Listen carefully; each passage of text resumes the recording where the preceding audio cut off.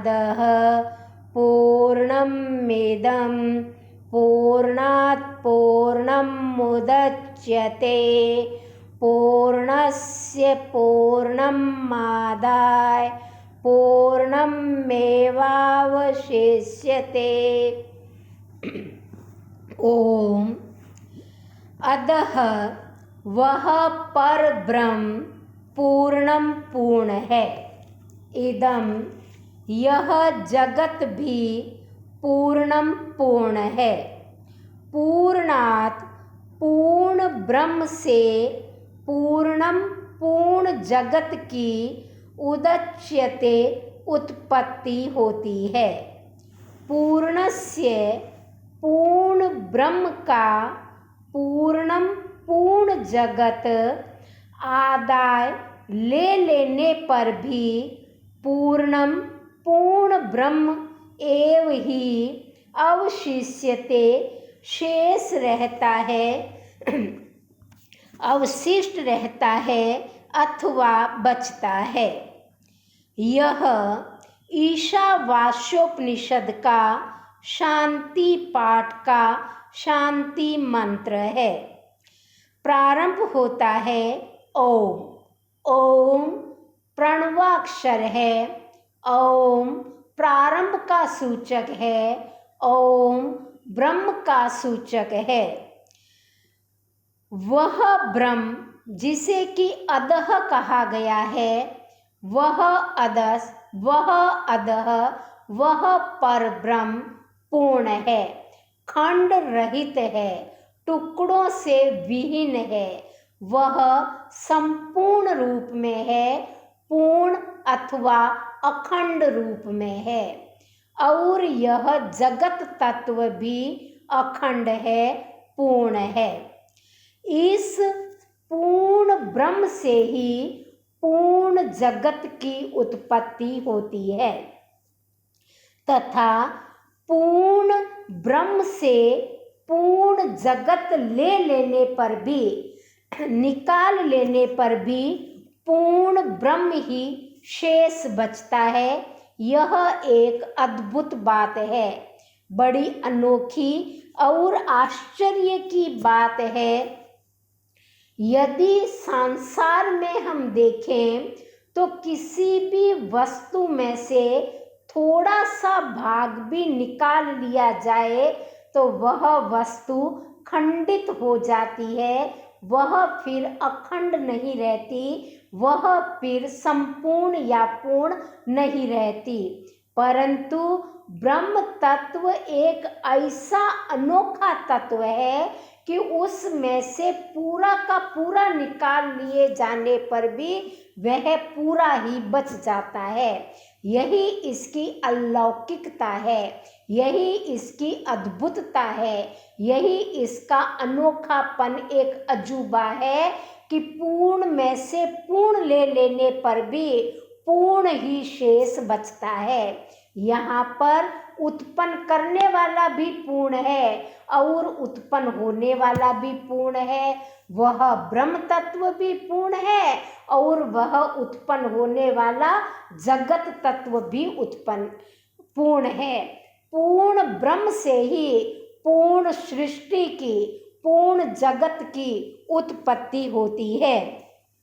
और पूर्ण में से पूर्ण निकाल लेने पर भी न तो उत्पन्न कर्ता खंडित होता है और न ही उत्पन्न होने वाला खंडित होता है, दोनों पूर्ण ही बचते हैं। ईशावास्योपनिषद का प्रारंभ हो रहा है।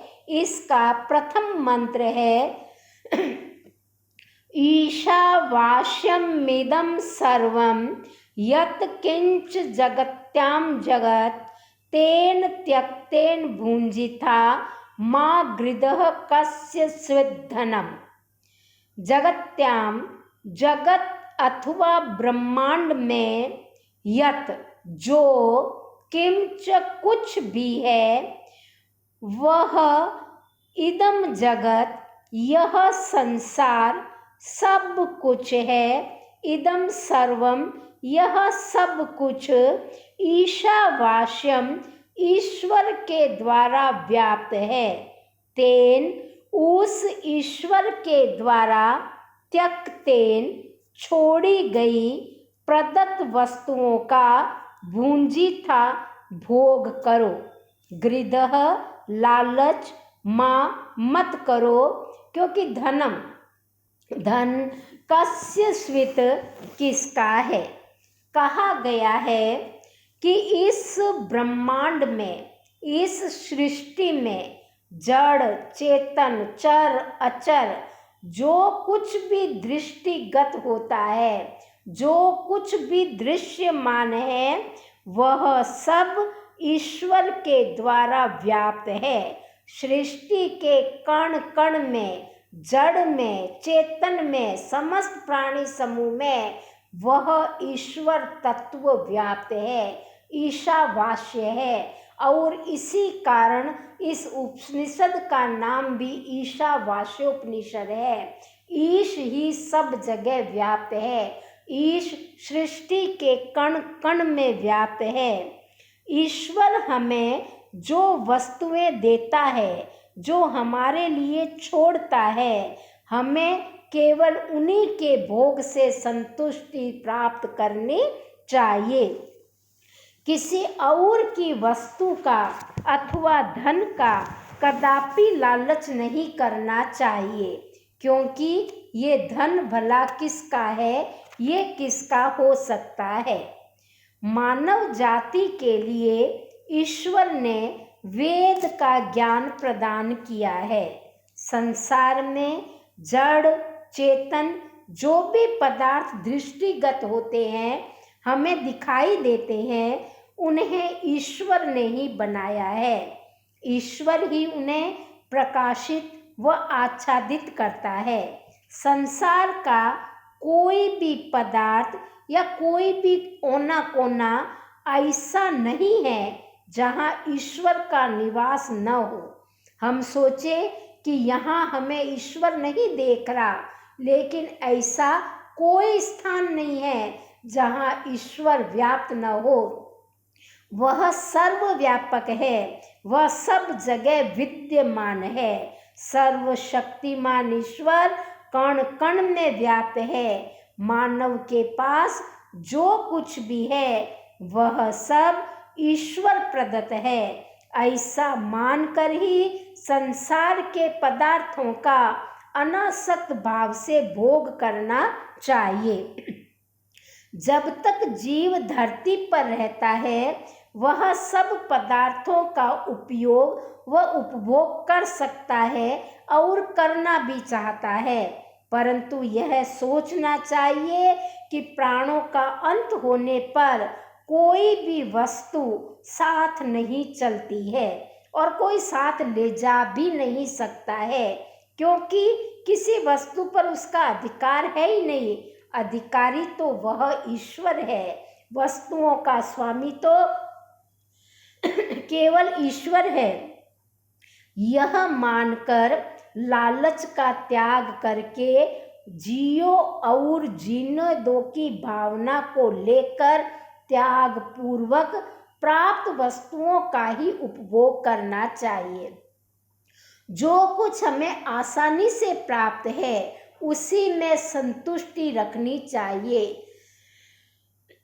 किसी अन्य की वस्तु का कभी भी लालच नहीं करना चाहिए।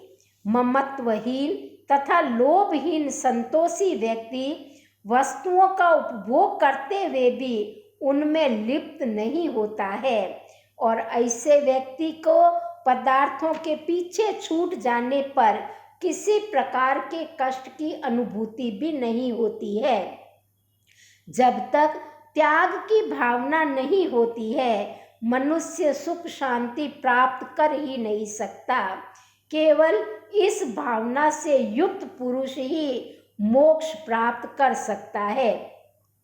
कहा भी है, त्यागे नेकान अमृतत्वम मानसु।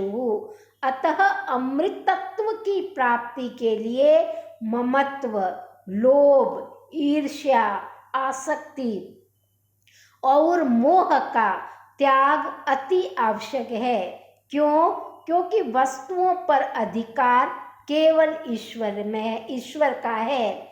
जीवन में मनुष्य जो कुछ भी पाता है वह सब ईश्वर का ही होता है, और जो कुछ छोड़कर जाता है वह भी ईश्वर का होता है, क्योंकि इस सृष्टि में मनुष्य अकेला और खाली हाथ आता है और अकेला और खाली हाथ ही जाता है। इसीलिए अंत में कहा गया है, धन भला किसका है, धन किसी का नहीं है।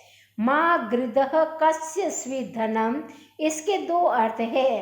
किसी दूसरे के धन का लालच मत करो, क्योंकि धन किसका है, अर्थात वो किसी का नहीं है, वह मात्र परमात्मा का है। परमात्मा ने कुछ समय के लिए आपको उसका भोग करता चुना है, तो आप उसका आसक्ति से रहित होकर के आवश्यकता अनुसार भोग कीजिए, वस्तुओं का दान पूर्वक भोग कीजिए। ये उपदेश इस मंत्र से प्राप्त होता है।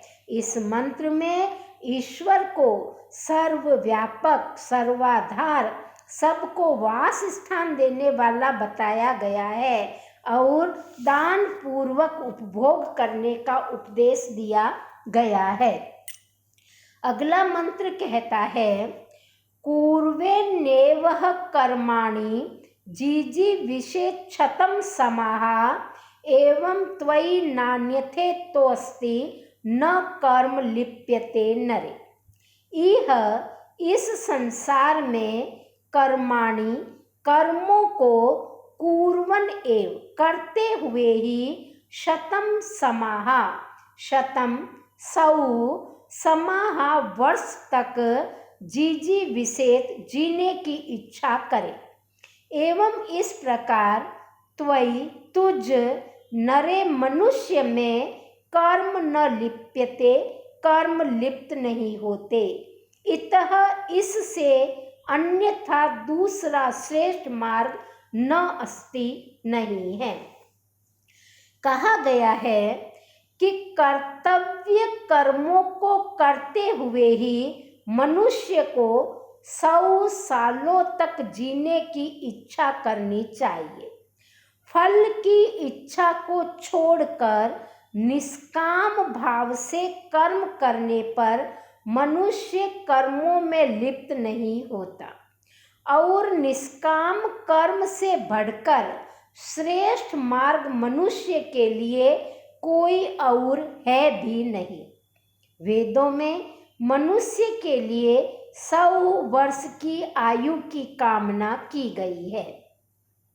कहा गया है, शतायुर्वै पुरुषः जीवेम शरदः शतम्, अर्थात मनुष्य में 100 सालों तक जीने की इच्छा होनी चाहिए, मरने की तो कदापि नहीं। आत्महत्या की इच्छा रखने वाले मनुष्य तो अंधकारपूर्ण लोक अथवा अंध योनि को प्राप्त करते हैं। अपिच जीने की इच्छा भी चंद वर्षों के लिए नहीं होनी चाहिए, कम से कम शतायु।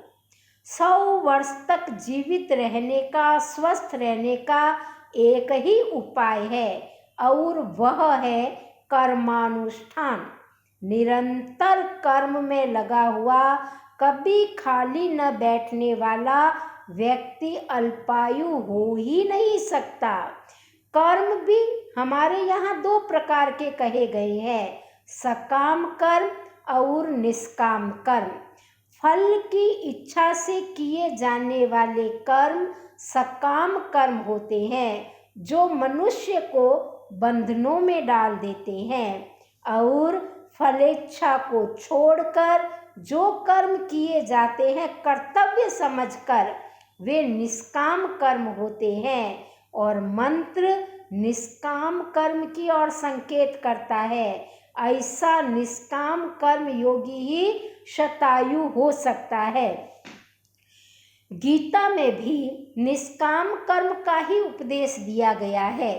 कर्मण्येवाधिकारस्ते मा फलेषु कदाचन मा कर्म फल हेतुर्भूमाते संगोस्त्व कर्मणि, अर्थात मनुष्य का कर्म पर ही अधिकार है, फल पर कभी भी नहीं। वो कर्म फल का हेतु ना बने और कर्मों में आसक्त भी ना हो। बिना फल में आसक्ति रखे वो निरंतर कर्म करता रहे।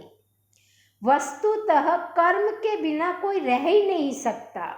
नहीं कश्चित क्षणम जातु तिष्ठात्य कर्म कृत। अतः उपनिषदों में निरंतर कर्म करने का उपदेश दिया गया है। चरई वेति चरण वै मधु विंदति। गीता में भी कहा गया है, नियतम कुरु कर्म त्वम कर्म ज्यायो ही अकर्मणः। कर्म अनिवार्यतः करो, अकर्म से तो कर्म अधिक श्रेष्ठ है। जो पुरुष सर्वदा निष्काम भावना से कर्म करता है वह कर्म के बंधन और उसके फलस्वरूप जन्म मरण से मुक्ति पा जाता है। ऐसा निष्काम कर्म योगी व्यक्ति कर्म में आसक्त नहीं होता, लिप्त नहीं होता। इसलिए जीवन की उन्नति के लिए निष्काम कर्म से अधिक श्रेयस्कर मार्ग और कोई नहीं है। मंत्र भी कहता है न अन्यथोस्ति। इस पद का यही मंत्र अर्थ है कि निष्काम कर्म के अतिरिक्त तुम्हारे पास और कोई श्रेष्ठ मार्ग है ही नहीं।